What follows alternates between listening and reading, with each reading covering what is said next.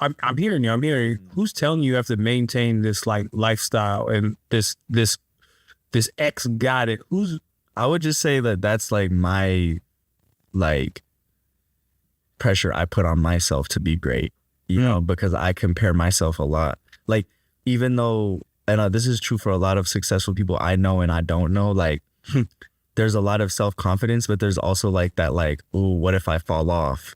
What if I like, what if I what if they don't fuck with me no more? So then I think that's like the fire I have burning behind me to like, honestly, it's like, the bottom line is I want to be great, you know? And like, I am great, but it does take tangible things that you have to do in the world so that the world considers you great. Because it's one thing, my family, a lot of people in my family, on my dad's side especially, like, they are objectively great at writing, rapping, making beats, art, music, piano, but they don't got nothing to show for it.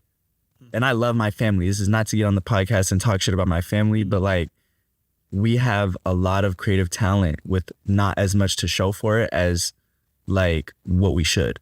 You feel me? So I feel like that also puts a lot of pressure on me, being like the young generation of not only my family but the world. Like, I have to not only be great but also have something to show for it, which takes participation in this game that doesn't exist. The game doesn't exist, but like, in order to be relevant in the quote unquote real world or the industry, you have to participate. And I think that's where most of the pressure comes, is like the participation in the art industry, the art world, quote unquote, the shit that has nothing to do with actually painting, you know? So, yeah. So number one, I appreciate you, keeping a buck on the pod. So I'm just gonna go off what you just said. In your early beginnings, right?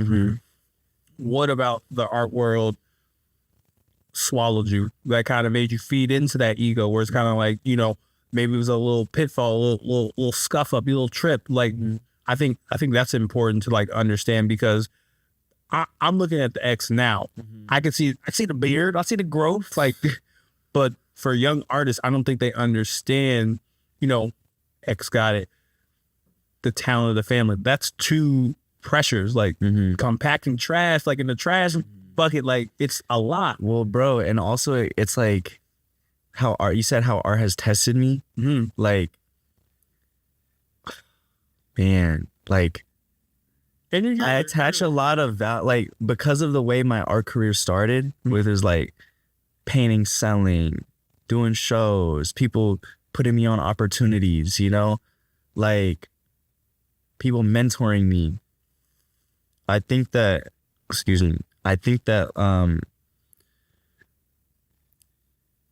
that caused me to attach a lot of my value to like my productivity and my performance, And so like, when that doesn't happen, because it doesn't all, like, yes, for when you're successful, you cross over, you're gonna have success happening consistently, but even in that, there's gonna be times where you don't feel like it, or you're in a negative emotional state, or you don't feel like getting up and going to the studio that day. And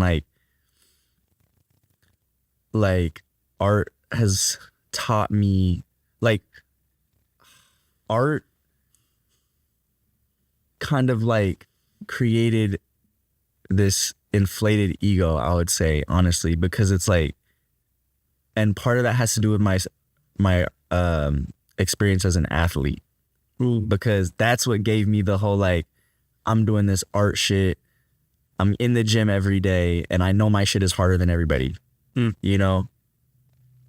That's the fire that fuels the great paintings, but it also comes with a dark side of like, what's going on in your mind when you don't think you're performing on the level you should be, or like, Yeah. Now, how I am taking that in, do you feel that in at least just your earlier parts of your career, do you feel like people who've been like seasoned in the industry, do you think they took advantage of that with trying to like, absolutely, with trying to like not really nurture you as an artist rather than what you can do for them? Absolutely. Absolutely. It's been mostly gallery owners, I would say, like, that have, you know, I've done shows in Seattle and New York and Portland. And it's like they try and, you know,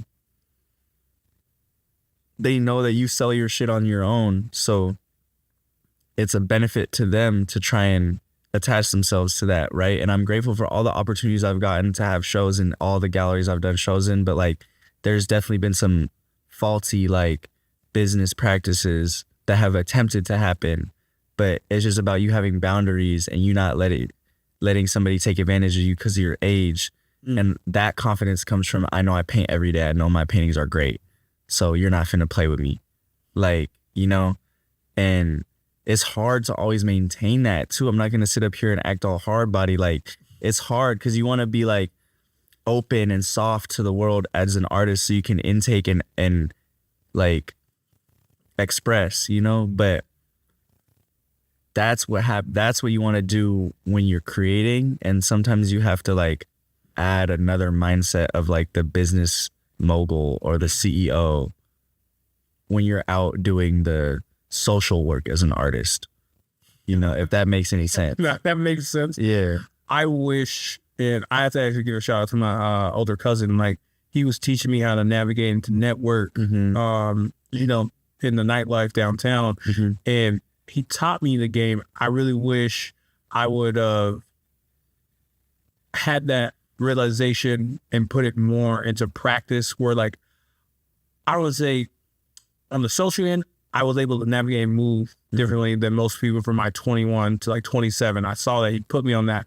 I really wish I would have melded that together a little bit more with my craft. Yeah. Where it's kind of like, I'm doing that now and paying for it on the end. And it seems like, I mean, like, you know your worth, but also at the same time, having that boundary. Yeah. And that leads me to really just want to ask you and try this for me, okay?